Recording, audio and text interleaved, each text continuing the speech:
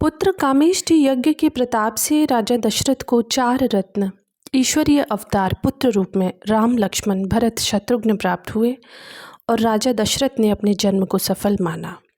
चारों पुत्र कब बड़े हुए, कैसे स्वयं ही परिस्थिति जन्य उनके विवाह भी हो गए और फिर एक दिन स्वयं को चौथे पन में प्रविष्ट होता जानकर गुरु आज्ञा से राजा दशरथ ने राम राज्याभिषेक का प्रयोजन किया, जिसमें कुलघातिनी कैकेयी ने राम के लिए 14 वर्ष का वनवास और भरत को राज्याभिषेक मांगा। पिता की आज्ञा से सारे सुख सुविधाएं छोड़ राम, उनके साथ उनकी सदा अनुकरणीय अर्धांगिनी सीता और लक्ष्मण भी कानन का राज्य भोगने उनके साथ चले गए। भरत को संदेशा भिजवाया गया कि पिता अस्वस्थ हैं, वो अपनी ननिहाल में थे, तुरंत ननिहाल से अयोध्या लौटने का प्रयोजन करें। भरत अयोध्या के लिए चल देते हैं तो अयोध्या से बाहर नंदीग्राम नामक स्थान पर सूर्यकुल के जितने भी राजा हुए अब तक, उन सब पूर्वजों की मूर्तियां लगी हुई थीं। अयोध्या में प्रवेश से पहले भरत नंदीग्राम उतरते हैं, पितरों से सबके सकुशल होने की प्रार्थना करने। राजा अज की मूर्ति के बाद भरत को आभास हुआ कि एक नई मूर्ति स्थापित हुई है जो राजा दशरथ की है।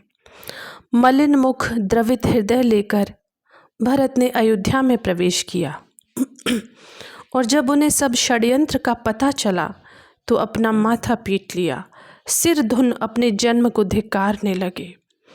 मुनियों के समझाने पर तेल में डुबोकर रखे गए राजा दशरथ के शरीर का अंतिम संस्कार किया गया। आत्मग्लानि और पिता की असमय मृत्यु से द्रवित भरत ने कुलगुरु से भगवान राम से मिलने की इच्छा प्रकट की तो तीनों माताएं और नगर के कुछ गणमान्य लोग कुलगुरु भी साथ हो लिए।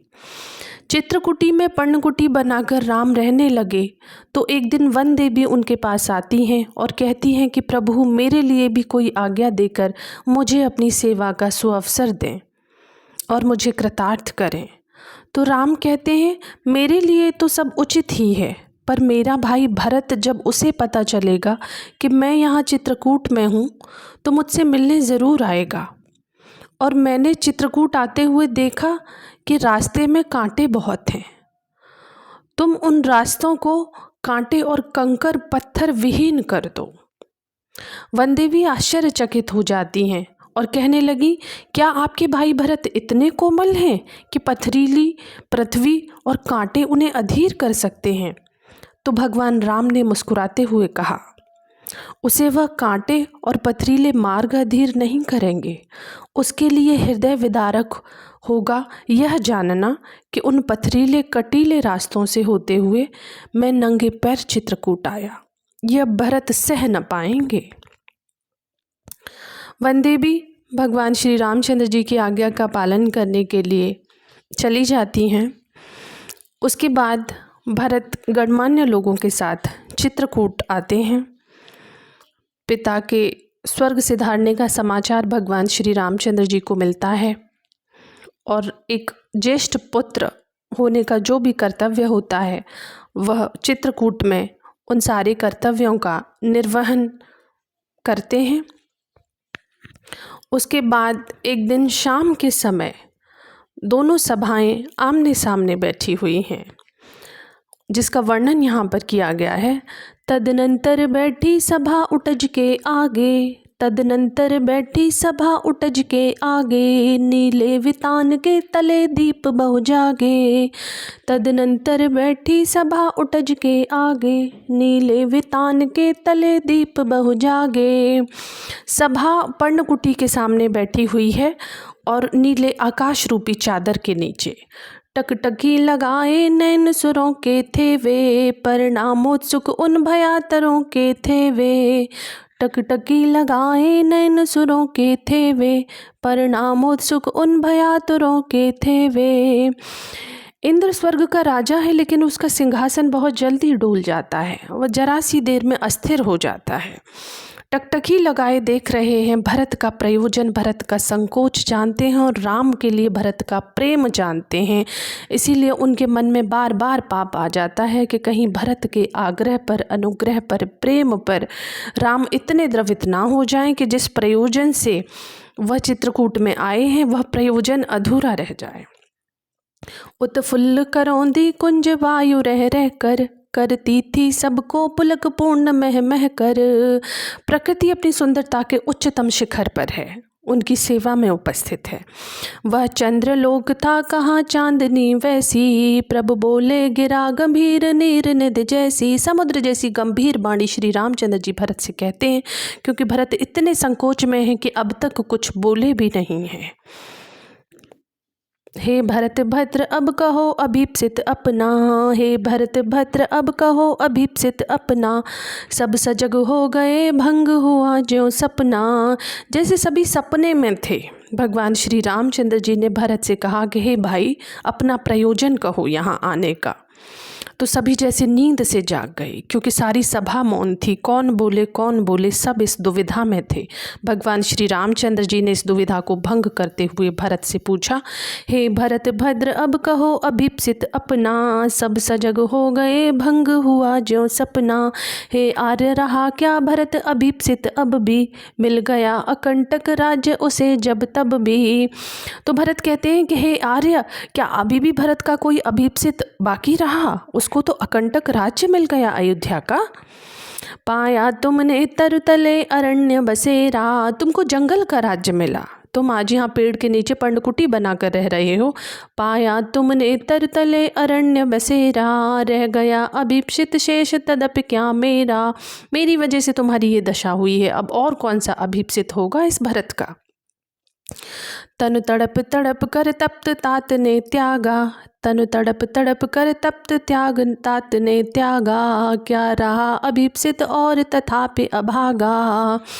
मुझ अभागे का जो अभीप्सित है, क्या अभी भी वह बाकी रह गया कि मेरे पिता ने तड़प तड़प कर भगवान श्री रामचंद्र जी के वियोग में अपने प्राण त्याग दिए। हाय इसी अयश के हेतु जनन था मेरा। छाती पीटते हैं और कहते हैं कि ये कलंक के लिए ही शायद मेरा जन्म हुआ था। निज जननी ही के हाथ हनन था मेरा। मेरी हत्यारन तो मेरी माँ ही साबित हुई, जिसने जन्म दिया उसी ने मुझे मारा, उसी ने मुझ पर कुठारघात किया। हाय इसी अयश के हेतु जनन था मेरा, निज जननी ही के हाथ हनन था मेरा।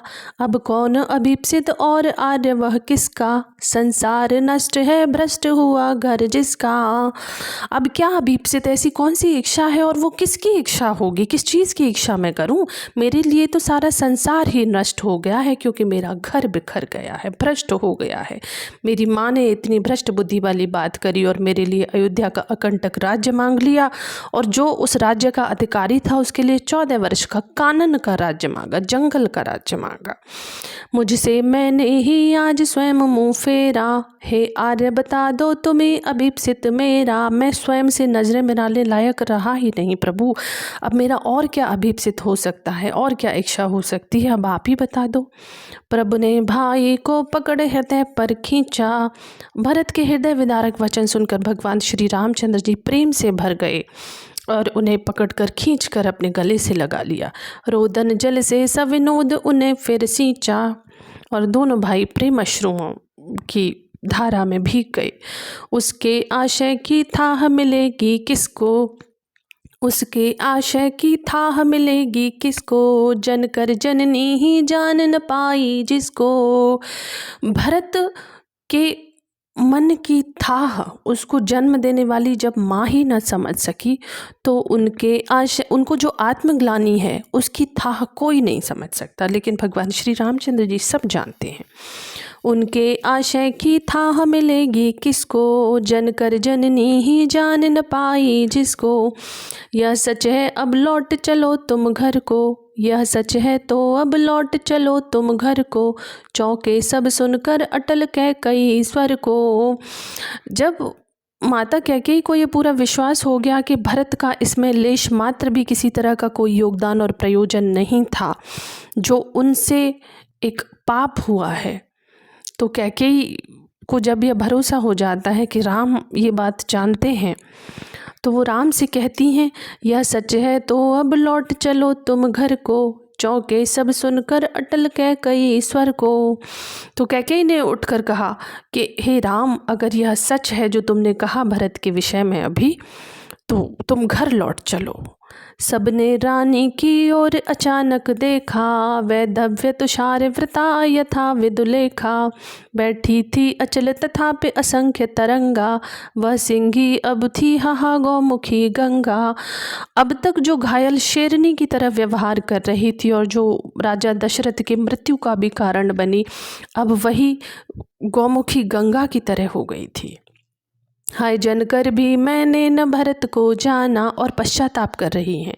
हाँ जनकर भी मैंने न भरत को जाना, सब सुन लें तुमने स्वयं अभी यह माना। वो स्वीकार करती हैं कि हाँ, मैंने भरत को पैदा अवश्य किया है, लेकिन मैं उनको समझ ना सकी। सब सुन लें तुमने स्वयं अभी यह माना, और यह बात तुमने भी अभी स्वीकार करी है। यह सच है तो फिर लौट चलो घर भैया, यह सच है तो फिर लौट चलो घर भैया। अपराधिन मैं हूँ तात तुम्हारी मैया। मेरे भरत का इसमें कोई प्रयोजन नहीं है, तुम्हारी अपराधिनी तो मैं हूँ। और जब भरत का इसमें कोई प्रयोजन नहीं है, तो भरत को अगर माफ़ कर रहे हो, उनके अपराध को अगर क्षमा कर रहे हो, तुम्हारी अपराधिन तो मैं हूँ, उन्होंने तो कोई अपराध किया ही नहीं है, इसीलिए तुम उनके कहने पर घर लौट चलो। दुर्बलता का ही चिन्ह विशेष शपथ है, मैं सौगंध खाकर कहती हूँ, स्त्रियाँ दुर्बल होती हैं और उनके पास सौगंध के अलावा दूसरा कोई अवलंबन नहीं होता। पर अबला जन के लिए कौन सा पथ है, यदि मैं उकसाई गई भरत से हूँ, यदि मैं उकसाई गई भरत से हूँ, तो पति समान स्वयं पुत्र भी खोऊं। मैं सौगंध खाकर कहती हूँ कि अगर भरत का लेश मात्र भी इसमें योगदान हो जो पाप मुझसे हुआ है, तो मैंने जिस तरह से अपने पति को खोया, उसी तरह से इकलौता पुत्र भी खो दूँ। अगर मैं मिथ्या बात करूँ, तो अगर मैं झूठ बोलूँ, तो मैं पुत्र को भी खो दूँ। कसम खाकर कहती हैं, सौगंध उठा लेती हैं। ठहरो मत रोको मुझे कहूँ जो सुन लो, पाओ यदि उसमें सार उसे सब चुन लो। तभी भगवान श्री रामचंद्र जी माता को रोकना चाहते हैं, और वो उन्हें रोक देती हैं और वो कहती हैं कि मुझे मत रोको, आज जो मैं कहती हूँ उसे सुन लो, यदि उसमें कोई चुनने लायक बात हो तो उसे चुन लेना। करके पहाड़ सा पाप मौन रह जाऊं, राई भर भी अनुताप न करने पाऊं। एक पहाड़ जितना पाप करके भी अगर मैं जीवन पर्यंत मौन रही और राई भर भी अनुताप ना कर पाई, सीसन नक्षत्र शशि निशा ओस टपकती, रोती थी नीरव सभा हृदय थपकाती। सीसन नक्षत्र शशि निशा ओस टपकाती, रोती थी नीरव सभा हृदय थपकाती। प्रकृति माँ भी रो पड़ी उनके विलाप पर, उनके संताप पर, और ओस की बूंदों के रूप में अपने अश्रु टपकाने लगी। और वहाँ पर जो भी उपस्थित गणमान्य लोग और सभा में उपस्थित लोग थे, वह सभी रो पड़े। उल्कासी रानी दिशा दीप्त करती थी। रानी की जो दीप्ति है वो उल्का पिंड की तरह चमक रही है। सब में भय विस्मय और खेद भरती थी। सब भयभीत हैं, विस्मित हैं, और सबको बहुत संताप हो रहा है रानी की ये दशा देखकर। क्या कर सकती थी मरी मंतरा दासी, मेरा ही मन रह सका न निज विश्वासी। क्या कर सकती थी मरी मंथरा दासी। वो कहती है कि मंथरा का तो इसमें कुछ भी दोष नहीं है, मेरा मन ही खुद पर विश्वस्त नहीं था, आश्वस्त नहीं था। जल पंजरगत अब अरे अधीर अभागे, वे ज्वलित भावने स्वयं तुझी में जागे। जल पंजरगत अब अरे अधीर अभागे, वे ज्वलित भाव थे स्वयं तुझी में जागे। पर था केवल क्या ज्वलित भाव ही मन में, क्या शेष बचाता कुछ न और इस जन में। जलन के मारे, ज्वलित भाव के मारे, जो उनके मन में एक छोटी सी गांठ थी, उस गांठ ने उनसे इतना बड़ा दुष्कृत्य करा दिया। कुछ मूल्य नहीं वात्सल्य मात्र क्या तेरा, पर आज अन्य सा हुआ वत्स भी मेरा। मेरा जो वात्सल्य है उसका आज कोई भी मूल्य नहीं है। पर आज अन्न सा हुआ मेरा अपना पुत्र, मेरे अपने पुत्र का जो व्यवहार है वो ऐसा हो गया है जैसे वो मेरा पुत्र हो ही ना। थूके मुझ पर त्रैलोक्य भले ही थूके, थूके मुझ पर त्रैलोक्य भले ही थूके। तीनों लोक कैकेयी पर थूक रहे थे। जो कोई जो कह सके कहे क्यों चूके। और पूरी अयोध्या ने कैकेयी को गालियाँ दी। तो कैकेयी कहती हैं कि जो कोई जो कुछ गंदा मेरे लिए कह सकता है वो चूके क्यों, वो कह क्यों न डाले। छीने न मात्र पद किंतु भरत का मुझसे। उनके मन में ये शंका आ गई कि अगर राम ने मुझे क्षमा नहीं दी तो भरत मुझे अपनी माता के पद से विमुक्त कर देंगे। अब राम के सामने गिड़गिड़ा रही हैं और उनसे प्रार्थना कर रही हैं कि भले ही तीनों लोग मुझ पर थूकें, मुझे कितना भी गालियां दे लो, कुछ भी करो, छीने न मात्र पद किंतु भरत का मुझसे, लेकिन मुझसे भरत की माता होने का जो एक पदवी है वो ना छीनी जाए। मैं एक माँ हूँ। रे राम दुहाई करूँ और क्या तुझसे, मैं तुमसे दुहाई करती हूँ, मैं गिड़गिड़ा कर तुमसे ये मांगती हूँ कि मुझसे भरत की माता होने की जो पदवी है वो ना छीनी जाए। क्योंकि भरत सिर्फ राम की बात मानते हैं, वो माता को भी बिसरा देंगे उनकी एक भौं के इशारे पर, उनकी एक भ्रकुटी के इशारे पर। कहते आते थे अभी यही नर देही, माता न को माता पुत्र को पुत्र भले ही। कहते आते थे अभी यही नर देही, माता न को माता पुत्र को पुत्र भले ही। पूरे विश्व में मानव जाति में एक किंवदंती है कि माता कभी को माता नहीं हुई, पुत्र को पुत्र भले हो जाएं। अब कहें सभी यह हाय विरुद्ध विधाता, लेकिन कैकेयी के संबंध में यह जो किंवदंती है यह पलट गई है। अब कहें सभी यह हाय विरुद्ध विधाता, है पुत्र पुत्र ही रहे को माता माता। यहाँ पुत्र तो पुत्र ही बना हुआ है लेकिन माता को माता हो गई, जिसने जन्म दिया वह कुमाता हो गई है। बस मैंने इसका बाह्य मात्र ही देखा, दृढ़ हृदय न देखा, मृदुल गात्र ही देखा। मैंने तो भरत को सिर्फ बाहर से देखा है, उनके हृदय को कभी नहीं समझा और उनके दृढ़ निश्चय को कभी नहीं समझा, उनके उस मृदुल हृदय को न देखा जिसमें राम बसते हैं। परमार्थ न देखा पूर्ण स्वार्थ ही साधा, परमार्थ की भावना जो है वो भरत में कूट कूट कर भरी है। मैं तो अपने स्वार्थ को सिद्ध करने में लगी रही, लेकिन भरत इतने बड़े परमार्थी हैं मैं यह समझ ही नहीं पाई। इस कारण ही तो हाय आज यह बाधा, इस कारण ही तो हाय आज यह बाधा। और वो विधि से प्रार्थना करती है, नियति से प्रार्थना करती हैं कि काश मैं अपने पुत्र को समझ पाती। युग युग तक चलती रहे कठोर कहानी, युग युग तक चलती रहे कठोर कहानी, रघुकुल में भी थी एक अभागी रानी। अब ये कहानी युगों युगों तक अमर हो गई कि रघुकुल में कैकेयी नाम की एक अभागी रानी हुई थी। निज जन्म जन्म में सुने जीव यह मेरा, निज जन्म जन्म में सुने जीव यह मेरा, धिक्कार उसे ता महास्वार्थ ने घेरा। जितनी भी मनुष्य जाति पैदा होगी उसको यह किंवदंती हमेशा जानने को मिलेगी कि कैकेयी नाम की एक स्वार्थी रानी हुई थी जिसका धिक्कार जीवन है कि उसे उसके एक तुक्ष से स्वार्थ ने घेर लिया और उसने स्वयं परमात्मा के लिए 14 वर्ष का वनवास मांगा और जो अपने पति की मृत्यु का कारण हुई। जिस जननी ने है जना भरत सा भाई, आत्मग्लानि से द्रवित माता जब अत्यंत व्याकुल हो गई तब श्री रामचंद्र जी यह वचन कहते हैं, जिस जननी ने है जना भरत सा भाई, पागल सी प्रभु के साथ सभा चिल्लाई, 100 बार धन्य वह एक लाल की माई, 100 बार धन्य वह एक लाल की माई। लगता था कैकेयी जैसे अपने प्राणों का परित्याग कर देंगी, इतना उनको क्षोभ है अपने हृदय में उनके दुष्कृत्य पर। उनकी दशा को देखकर भगवान श्री रामचंद्र जी कहते हैं कि 100 बार धन्य वह एक लाल की माई, 100 बार धन्य है वह एक लाल की माई जिसने भरत जैसे पुत्र को जन्म दिया है। और यही बात पूरी सभा चिल्ला चिल्ला कर कहने लगी, माता कैकेयी को सांत्वना देने के लिए। हाय लाल उसे भी आज गमाया मैंने, विकराल को यश ही यहाँ कमाया मैंने। तो माता कैकेयी कहती हैं कि लाल तो मैंने जना था जिस पर 100 बार धन्य होती वह माता, लेकिन वह लाल भी मैंने गंवा दिया अपने दुष्कृत्य से।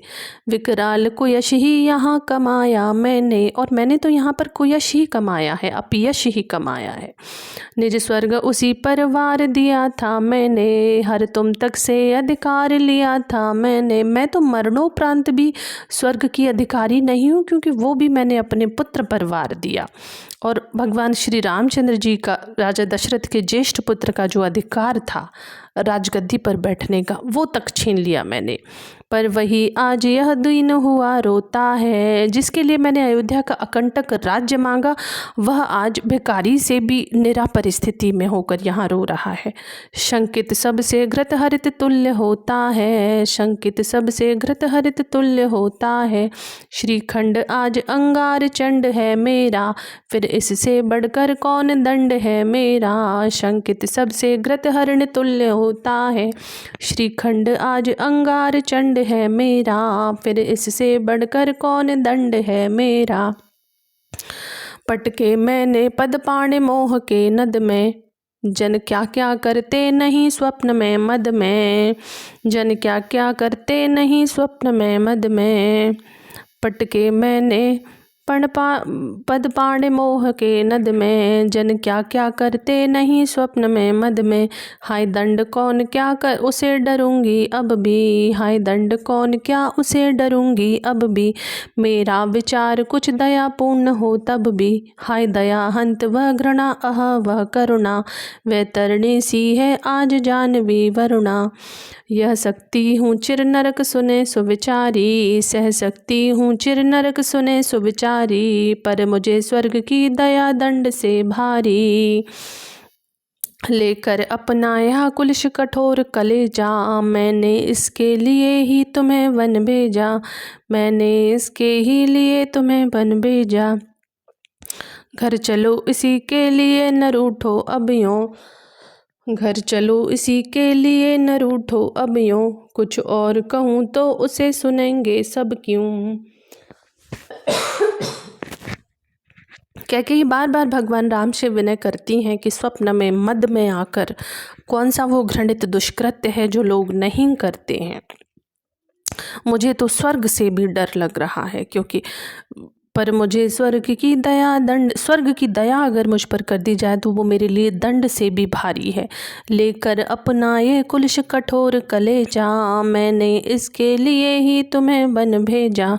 घर चलो इसी के लिए न रूठो अब यूँ, कुछ और कहूँ तो उसे सुनेंगे सब क्यों। हे आर्त, मेरी बस एक ही प्रार्थना है आपसे कि आप घर चलो, घर चलो। इसके अलावा मैं कुछ भी कहूँगी तो कोई मुझे सुनेगा ही क्यों। मैं इस लायक खुद को नहीं समझती कि मैं कुछ और भी कहूँ और लोग उसे सुने। मुझको यह प्यारा और तुम्हें इसे, मुझको यह प्यारा और इसे तुम प्यारे। मुझको भरत बहुत प्रिय है और भरत को तुम बहुत प्रिय हो। मेरे दुगने प्रिय रहो न मुझसे न्यारे, क्योंकि तुम भरत को प्रिय हो इसीलिए मुझे तुम दुगने प्रिय हो। मैं इसे न जानूं किंतु जानते हो तुम। मैं भले ही भरत को ना समझती हूँ, लेकिन भगवान आप तो सब जानते हैं, आप तो मेरे भरत का हृदय और मंतव्य सब जानते हैं। अपने से पहले इसे मानते हो तुम। हे राम, आपने तो हमेशा भरत को स्वयं से पहले रखा है। तुम भ्राताओं का प्रेम परस्पर जैसा, यदि वह सब पर यूँ प्रकट हुआ है वैसा, तो पाप दोष भी पुण्य तोष है मेरा। मैं रहूं पंकिला पदम कोश है मेरा। आगत ज्ञानी जन उच्च भाल से लेकर, समझावें तुमको अतुल युक्तियाँ देकर, समझावें तुमको अतुल युक्तियाँ देकर। अलग अलग युक्तियाँ देकर सभी ज्ञानी जन भगवान श्री रामचंद्र जी को अलग अलग तरह से समझाने लगे और अयोध्या लौट चलने के लिए बार बार मनाते हैं। धन्यवाद।